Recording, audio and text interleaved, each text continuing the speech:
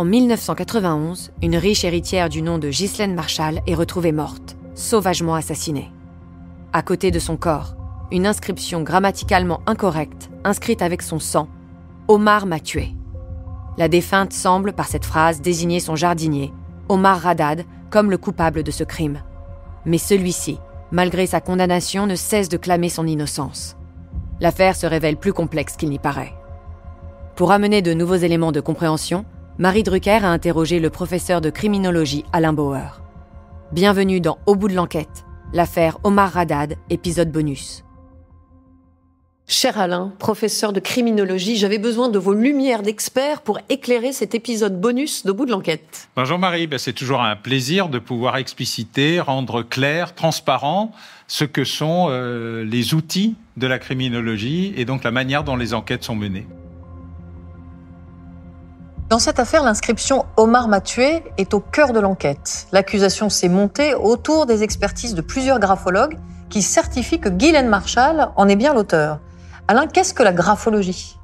Alors, c'est une technique qui appartient à ce qu'on appelle les sciences forensiques, les sciences de la médecine légale, de la police technique et scientifique, comme la toxicologie, l'autopsie, l'anthropométrie, bref, tout ce qui sont les techniques de recherche des indices et des preuves et la manière de les faire parler ou de donner des éléments. Elle est née au 19e siècle et elle a deux avantages. Le premier, c'est qu'elle permet de vérifier qu'une écriture correspond bien à une autre écriture à partir d'un élément de base. C'est-à-dire qu'on compare les deux écritures, on dit la forme, l'inclinaison, bref, tous les éléments de l'écriture sont bien conformes à l'auteur présumé. La deuxième, qui est beaucoup plus discutée, c'est sur la capacité à révéler la personnalité de la personne qui écrit la lettre, et ça sert beaucoup dans les lettres anonymes ou les revendications qui sont parfois envoyées par des auteurs de crimes ou d'attentats. Mais alors, est-ce que c'est une science exacte ? Eh bien, elle est très discutée. Autant elle permet de vérifier, notamment pour les testaments, que l'auteur est bien celui qui a signé le document et de dire, écoutez, tous les éléments permettent de dire à 80 ou 90% que. Pour ce qui est des personnalités, non seulement elle est très décriée, mais en plus, il arrive très souvent que des experts soient tout à fait en désaccord les uns avec les autres, ce qui a amené à amoindrir de manière considérable l'utilisation de la graphologie dans les enquêtes et surtout en expertise au tribunal.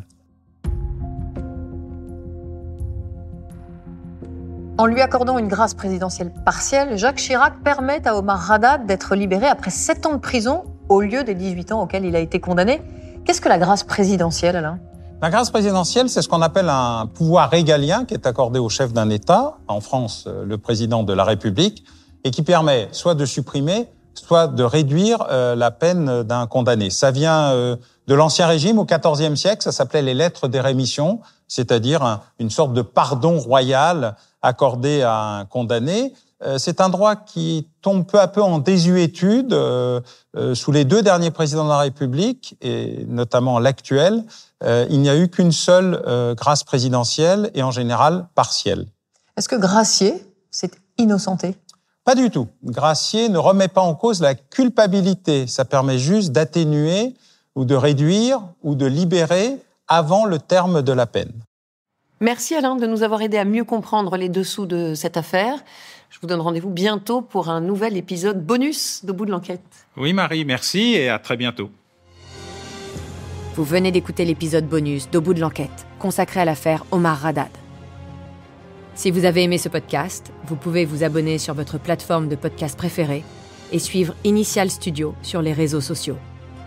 Au bout de l'enquête est un podcast coproduit par Initial Studio, Enibas Productions et France Télévisions, adapté de l'émission audiovisuelle éponyme produite par Enibas Productions et France Télévisions.